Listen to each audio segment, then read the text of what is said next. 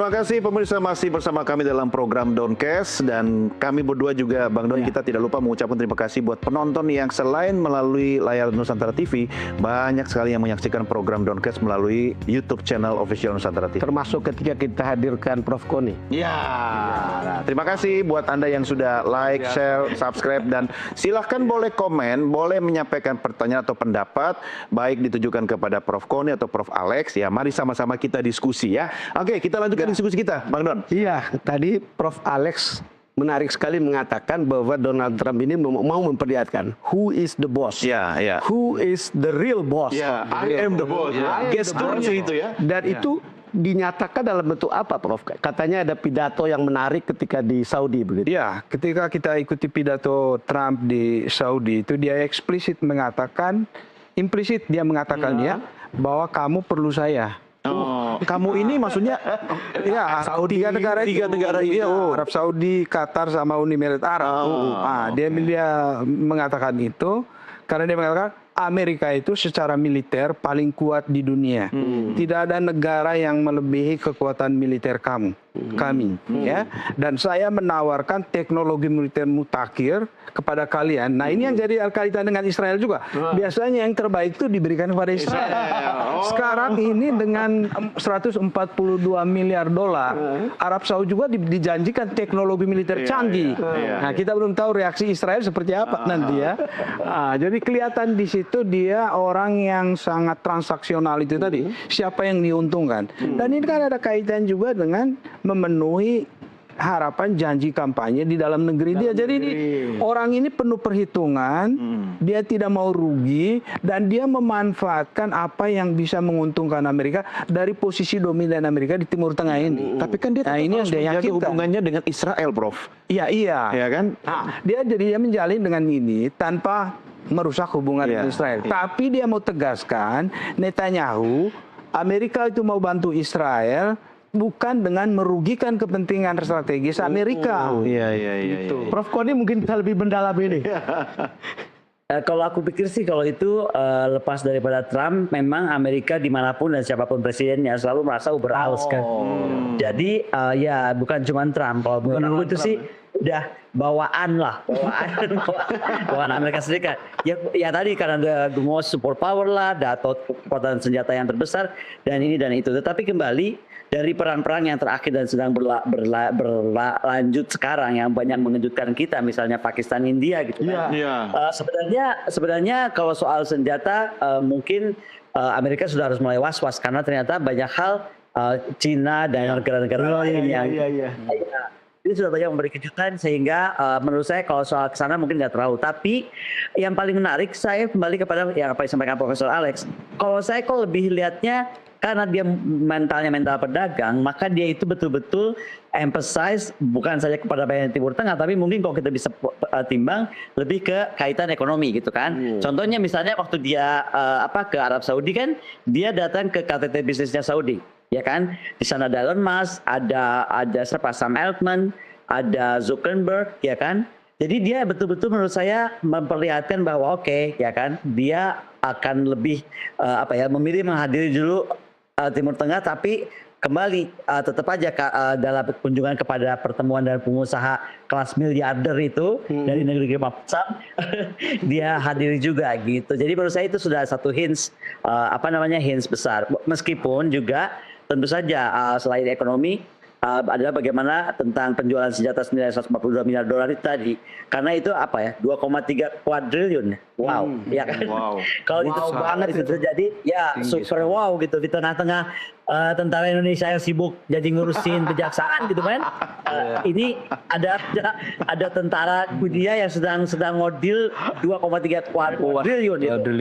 Menurut saya ini momentum yang menarik sebenarnya. Cuma Prof. Koni, nggak mungkin dong di tengah-tengah kondisi lagi kemesraan Amerika dengan Timur Tengah ini tiba-tiba Xi Jinping ketemu dengan Netanyahu begitu, bahas teknologi juga, gimana tuh, Bro? Nah inilah kalau udah masalah kepentingan nasional ya, kita sudah agak bisa berat pengukurnya, karena buat negara-negara yang conscious seperti Cina, seperti Rusia, seperti Amerika Serikat ya kan, even seperti Israel kan, itu mereka memang beda cara perhitungannya gitu. Jadi misalnya saja kan, kenapa kalau memang perang Ukraina mesti selesai, apakah Rusia tidak mampu menyelesaikannya dalam 3 hari? Bukan nggak mampu, sangat mampu Rusia melakukan itu. Tetapi kenapa tidak? Nah, kembali banyak hitungan-hitungan yang terkait tadi pengadaan senjata, tentang bagaimana proyek-proyek perkembangan teknologi gitu. Jadi malah itu menjadi suatu ladang pembelajaran. Nah, ini kan menarik nih. Jadi makanya kalau kita kaitkan apalagi kepada Trump ini, juga bagaimana kepada isu Timur Tengah dengan fokus kemudian kita harus bicara tentang Zelensky yang sekarang mau mengundang Trump ke Istanbul. Ini kan juga sesuatu yang menarik gitu. Ya, nah itu nanti kita bahas yang khusus itu. Yang khusus setelah Istanbul, ini. ya. Cuman, Prof, Hamas dapat apa ini? Iya, setidaknya dia sudah melakukan perundingan langsung dengan Amerika. Karena ketika Hamas berunding langsung dengan Amerika untuk pembebasan si Alexander Edan, itu Israel tidak diberitahu. Dan itu sesuatu juga. Iya, sesuatu juga untuk Hamas. Karena jangan lupa Hamas itu adalah dalam istilah hubungan internasional itu non-state actor. Non-state actor. Aktor non-negara yang bisa berunding dengan negara itu sesuatu itu dalam hubungan internasional. Karena biasanya negara berdaulat dengan negara berdaulat. Nah, dan ini membuat si Netanyahu itu agak tersisihkan. Karena biasanya perundingan itu untuk Sandra itu selalu harus lewat Israel. Tapi untuk si Alexander Edan ini langsung oleh si Trump ini dengan Hamas. Iya, seperti Donald Trump bilang, lu ke pinggir dulu. Ya, pinggir dulu ini. Abang mau langsung ini.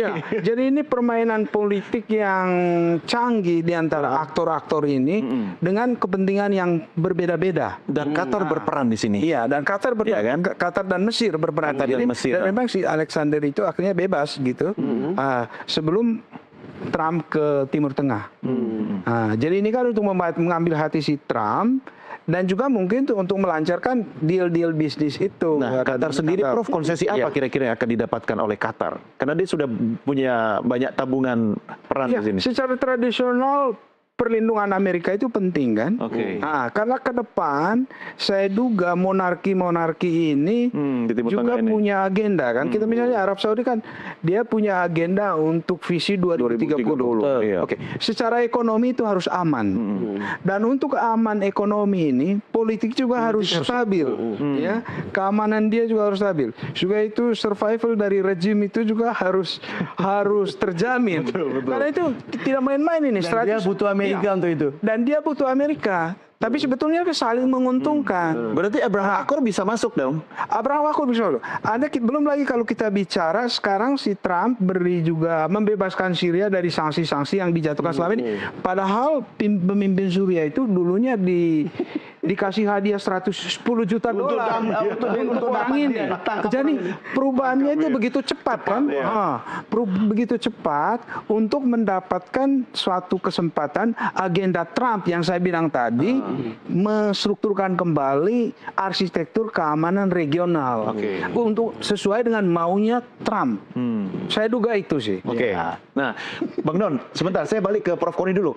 Mungkinkah Prof Koni dalam situasi Abang Trump ini lagi mesra dengan Timur Tengah, kemudian Netanyahu minggir dulu, akan ada manuver-manuver yang unpredictable dari Israel, khususnya Netanyahu, untuk ingin istilahnya menunjukkan juga, you are the boss, tapi saya juga bos. Saya juga bos gitu. Prof Koni gimana? Tapi kayaknya walaupun ada itu kelihatan akan agak berat ya. Netanyahu akan menurut saya ya Israel akan lebih memilih mungkin playing low lah. Karena bagaimanapun ya pertama juga dia mungkin bisa ngukur ini orang rada-rada gitu kan. Berani ya kan. Misalnya Frank Lowenstein, dia mantan utusan Timur Tengah ya kan. Di era Presiden Obama ya kalau nggak salah. Dia kan bilang sebenarnya waktu Netanyahu itu mendorong atau meyakini Trump itu akan menang, dia yakin banget lah ini cek kosong tangan gue deh. Gue bisa ngadain agenda apapun pokoknya pasti Trump itu akan ikut. Kan kira-kira begitu. Ternyata tidak. Trump punya agenda sendiri ya kan. Dan bagaimana misalnya pencabutan pembatasan senjata pengiriman ke Israel ya kan, kemudian mendukung perang genocide di Gaza. Tapi sekali lagi akhirnya berbeda dengan jalur yang dari Netanyahu gitu. Belum lagi kalau kita bicara Iran ya, Ya kan? Ya. Kira-kira Iran yang sedang akibat sanksi Amerika yang kemudian dia banyak jaringan proksi regional juga terdampak, dan itu juga bagaimana Netanyahu mungkin melihatnya ini adalah momentum penting nih buat melakukan serangan ke fasilitas nuklir kan. Tapi enggak dong, Trump sekali lagi dia nggak mau ambil jalur itu, dia memilih mendorong pendekatan diplomatik. Jadi menurut saya Netanyahu susah untuk mencoba menguber alesi. Cukup susah untuk mengibur alesi. Jadi bisa bahasa Indonesia itu diibur alesi. Oke. Ya, saya kembali ke Prof. Alex dulu. Prof. Alex, apa yang dilakukan Trump, Ya. ada keuntungan politik nggak untuk dalam negeri dia? Keuntungannya jelas sekali kalau misalnya Bukan bisnisnya nih ya, politiknya. ya, kepentingan politik untuk dia adalah ekonomi. Ya. Nah, Ya, kalau kurang hidup dia sendiri. dijanjikan waktu kampanye Betul, kan, iya. buka lapangan kerja, kamu dapat income kembali, dan bisnis-bisnis besar ini, dan melibatkan juga pebisnis-pebisnis yang dibawa oleh Trump ke Timur Tengah ini, nanti akan membuka lapangan kerja yang nantinya itu yang saya bilang tadi, ada pemilu legislatif di November tahun depan. Iya. Dia harus dari sekarang menciptakan situasi bahwa dia penuhi janji kampanyenya si Trump ini. Saya kira Dan ini adalah kaitannya dengan ke dalam negeri itu tadi. Saya kira itu yang membuat dia juga jadi akomodatif terhadap Cina kan. Iya, Karena tarif betul. itu juga membuat konsumsi dalam negerinya juga atau Mencekik domestik juga mencekik Iya, mereka. benar. Dia tidak bisa biarkan situasi penuh ketidakpastian ini terlalu lama. Iya. Karena lama-lama nanti waduh bisa repot ya. Janjinya tidak terpenuhi. Masalahnya gini Bang Don, Iya. dia sama Israel dia bisa bilang I am the boss, tapi sama Xi Jinping agak susah. Iya. Beda cara kan. Sekarang mereka sudah sejajar. Iya. Oke. Iya. Makanya menarik ya lihat manuver Donald Trump yang sebegitu cepatnya. Iya, semua itu ada konteks globalnya Pak Don, ada konteks regional, ada konteks nasionalnya juga yang seperti dengan Pak Doni tadi ya. Jadi ini semua terkait satu dengan yang lain dan penuh perhitungan strategis dari semua aktor yang terlibat di dalam pertemuan di Timur Tengah itu. Oke. Menarik. Coba saya mau tarik ke soal perdamaian di Timur Tengah atau kita bicara tentang Gaza ya kan yang sekarang kan seharusnya sudah masuk tahap kedua ya Prof Koni ya. Ini tahap selanjutnya gencatan senjata gitu kan. Nah, masih ada nggak sih sebenarnya fokusnya Trump atau Amerika untuk berada di garda depan soal perdamaian dan gencatan senjata di Gaza di Timur Tengah ini Prof Koni? Aku kira sih sebenarnya itu masih ada ya, tapi dengan melihat perkembangan Netanyahu yang menurut Trump mungkin terlalu keras kepala gitu kan, pendekatannya terlalu berani, itu juga yang mungkin membuat Amerika berpikir ulang gitu. Yang tadi saya sampaikan, apakah jadi frustasi dan juga upset gitu.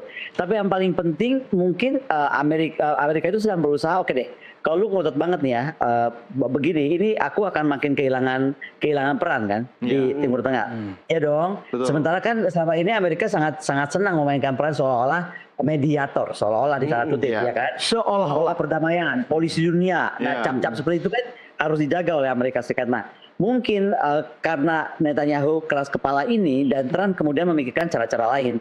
Yang tadi kan kita udah hubungin nanti bagaimana dia ke Houthi, bagaimana dia perlakuannya kepada mungkin juga ke Zelensky, kepada Rusia. Itu membuat bagaimanapun Netanyahu itu akan berhitung sama seperti tadi penasihat Obama juga melihat, wah Netanyahu mesti kaget nih karena ternyata Trump tidak segampang itu diatur atau dimainkan kartunya. Oke. Kita break dulu Don. Sangat menarik ini. Baik, Prof Koni, Prof Alex, kita ngopi dulu dan ngeteh. Tapi tadi saya sempat tanya Prof Alex, kan? Senangnya kopi. Apalagi kampung beliau ini kopinya beda ya, Prof Alex ya? Kampung Teh kita juga tuh oke. kopi asli, kopi asli. Dan itu kalau kita sudah minum kopi dari kampung saya susah kita minum kopi orang. Oh, kalau saya dalam hal ini berbeda dengan Bang Don, saya lebih mendukung Prof Koni. Kalau ditanya apa, saya cari vodka aja. Tapi asli dari Rusia ya. Oke, baik. Pemirsa jangan kemana-mana, Dongkes segera kembali sesaat lagi.